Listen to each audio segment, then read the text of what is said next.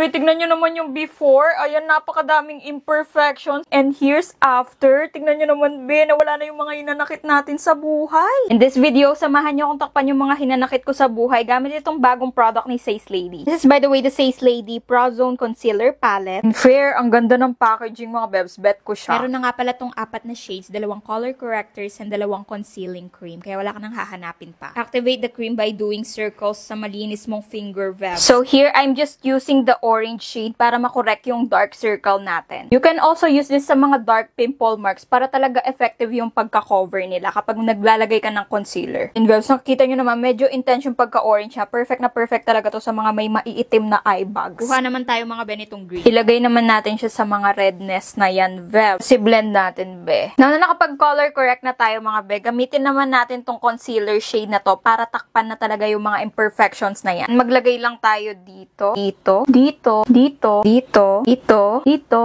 at dito. Ayan, te, biniblend ko na. Napansin ko, ang ganda rin ng coverage nito. Tignan nyo naman, Vel. Sobrang dali niya ring mag-blend, be. I'm so amazed. Ang ganda ng formula. Mabe, tignan nyo naman yung before. Ayan, napakadaming imperfections. And here's after. Tignan nyo naman, be, nawala na yung mga hinanakit natin sa buhay. Ganda ng product na to. Perfect na perfect talaga siya sa mga imperfections natin. Anyways, let me finalize this look and I'll be back.